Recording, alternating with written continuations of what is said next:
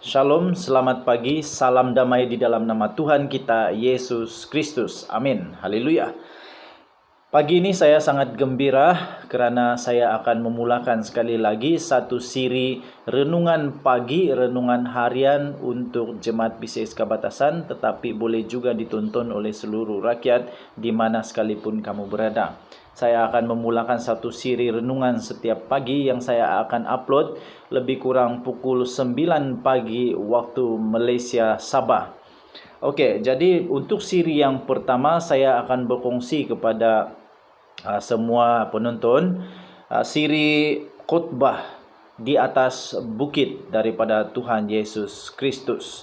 Saya akan mulakan daripada Matius pasal yang kelima. Kamu boleh membuka bersama-sama Matius pasal yang kelima untuk tajuk besar yang pertama, daripada ayat yang pertama sehingga ayat yang ke-11 di dalam terjemahan bahasa Malaysia. Saya bacakan di sini, khotbah di atas bukit.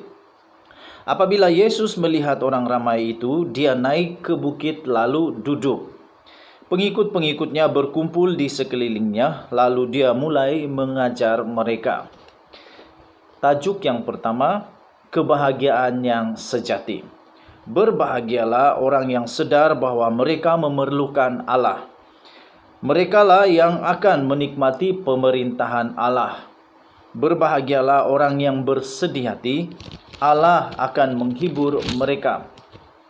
Berbahagialah orang yang rendah hati, mereka akan menerima apa yang telah dijanjikan oleh Allah. Berbahagialah orang yang betul-betul mau melakukan kehendak Allah. Allah akan memuaskan mereka. Berbahagialah orang yang mengasihi orang lain, Allah juga akan mengasihi mereka. Berbahagialah orang yang murni hati, mereka akan mengenal Allah. Berbahagialah orang yang membawa kedamaian antara manusia, Allah akan menyebut mereka anak-anak-Nya. Berbahagialah orang yang menderita penganiayaan kerana melakukan kehendak Allah. Merekalah yang menikmati pemerintahan Allah. Berbahagialah kamu apabila orang menghina, menganiaya dan memfitnah kamu kerana kamu pengikutku. Seperti Nabi zaman dahulu juga dianiaya seperti itu. Bersukacitalah dan bergembiralah kerana Allah sudah menyediakan pahala yang besar di syurga untuk kamu. Saudaraku yang dikasihi di dalam nama Yesus, apapun di dalam kehidupan kita ini pastinya ada yang terdahulu, ada priority, ada yang paling utama dan ada yang kurang utama. Begitu juga di dalam khotbah Yesus. Khotbah Yesus ada susunan yang telah dipilih, diatur oleh penulis dalam kitab Matius ini, disusun mengikut keutamaan. Kita dapat melihat di dalam khotbah di bukit oleh Yesus Kristus ini, susunan pertama yang telah disusun oleh penulis kitab Matius adalah yang paling penting atas segalanya. Dan yang paling penting tertulis di ayat yang ketiga. Di ayat yang ketiga berbunyi begini, berbahagialah orang yang sedar bahawa mereka memerlukan Allah, kerana mereka itulah yang akan menikmati, memiliki empunya kerajaan Allah. Inilah yang paling penting di dalam kehidupan seorang Kristen, para saudara yang dikasihi oleh Tuhan Yesus Kristus. Yang paling penting di dalam kehidupan orang Kristen bukanlah memberi, bukanlah kita membuat segala-gala sesuatu untuk nampak seperti beriman, nampak seperti seolah-olah kita ini orang yang benar, kudus dan sebagainya. Bukan. Tetapi yang nombor satu adalah apabila kita sedar bahawa kita memerlukan Tuhan Yesus Kristus. Perkara pertama yang harus kita lakukan sebagai orang Kristen adalah kita menyadari dan kita sungguh-sungguh mengakui bahawa kita memerlukan Tuhan Yesus Kristus. Itulah yang akan menikmati pemerintahan Allah. Itulah priority orang Kristen, yaitu untuk kita menikmati pemerintahan Allah, kita perlu mengakui dan kita perlu sentiasa menyadari bahwa kita perlukan Allah. Rupa-rupanya senang untuk orang Kristen masuk surga. Senang untuk orang Kristen untuk menikmati pemerintahan Allah. Hanya jika kita sadar dan kita mengakui setiap hari, setiap saat kita memerlukan Allah, maka dengan itu Yesus Kristus berkata, kitalah yang akan menikmati pemerintahan Allah.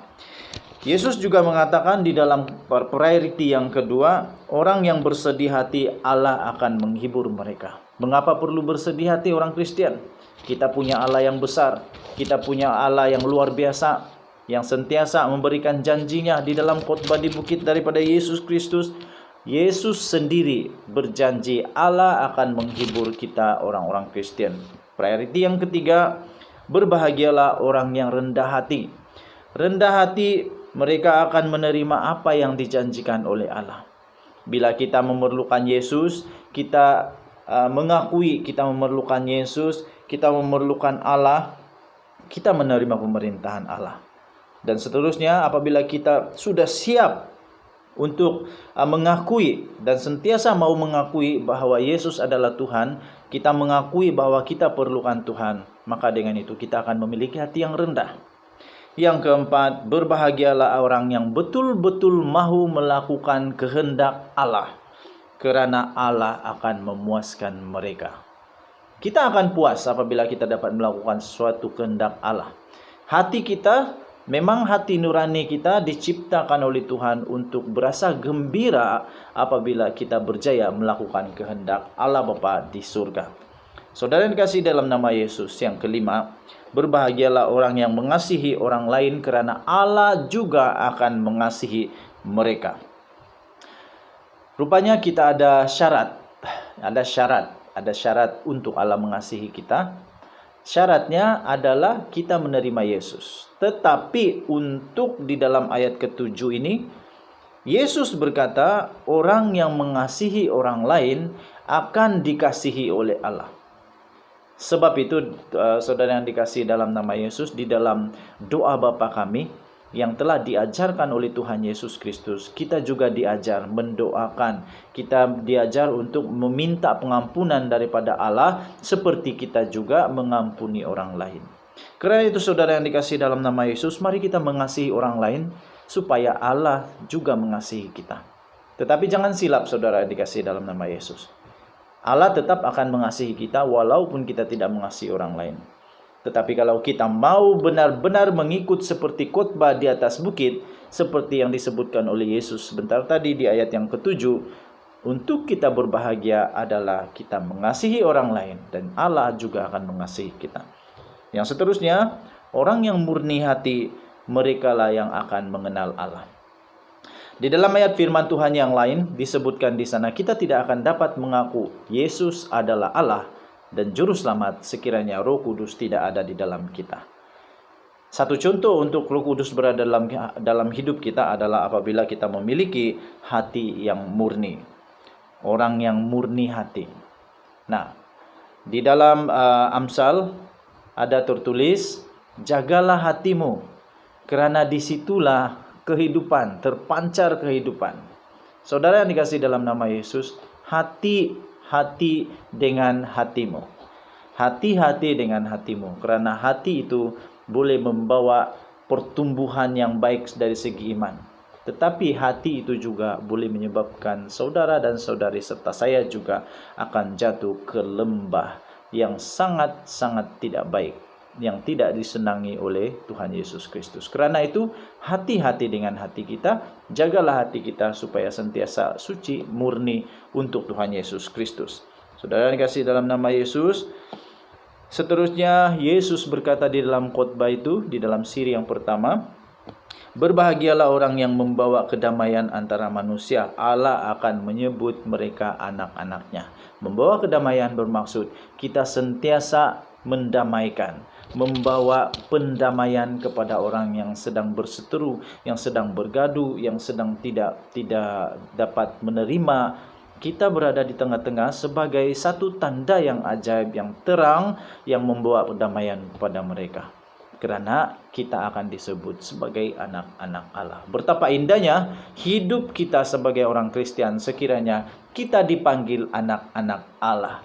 Saya lebih rela dipanggil sebagai anak Allah daripada dipanggil sebagai anak yang bukan anak Allah. Saudara yang dikasihi dalam nama Yesus, berbahagialah mereka yang menderita penganiayaan, karena melakukan kehendak Allah, mereka lah yang menikmati pemerintahan Allah. Apabila kita melakukan kehendak Allah, tentu banyak cabarannya, tentu banyak dugaan, tentu banyak juga orang kata kita itu, kita ini, kita itu, kita ini. Tetapi berbahagialah, Yesus memberikan janji, berbahagialah kita yang melakukan kehendak Allah, karena kitalah yang akan menikmati pemerintahan Allah. Apabila kita dianiaya, tetap bersyukur. Apabila kita dalam keadaan yang tertekan, tetap bersyukur. Apabila kita dalam keadaan yang tidak menyenangkan karena melakukan kehendak Allah, tetaplah bersyukur. Dengan itu saudara yang dikasihi dalam nama Yesus, mari kita bersama-sama melakukan seperti yang disebutkan oleh Yesus di dalam khotbah di atas bukit. Untuk bahagian yang pertama, memiliki kebahagiaan yang sejati. Puncak utamanya ialah pertama adalah kita mengakui kita memerlukan Tuhan Yesus Kristus. Mari kita sama-sama mengakui sekali lagi Tuhan Yesus Kristus adalah Tuhan dan Juru Selamat kita, dan buat perjanjian sekali lagi dengan Tuhan. Buat satu lagi covenant dengan Tuhan. Buat satu lagi ikrar kepada Tuhan Yesus Kristus bahwa kita sangat-sangat memerlukan Tuhan Yesus dan kita memerlukan bantuan daripada Tuhan Yesus. Dan undanglah Yesus sekali lagi ke dalam hidupmu pada hari ini. Saya berdoa Tuhan Yesus melalui Roh Kudus-Nya akan memberikan kita pengertian lewat daripada firman Tuhan yang kita dengar sebentar tadi. Tuhan Yesus memberkati. Kita jumpa lagi pada hari esok di masa yang sama, lebih kurang pukul 9 pagi, untuk kita mendengar bahagian yang kedua yang seterusnya yang lebih sangat-sangat menarik, garam dan cahaya. Kita jumpa lagi. Tuhan Yesus memberkati. Haleluya.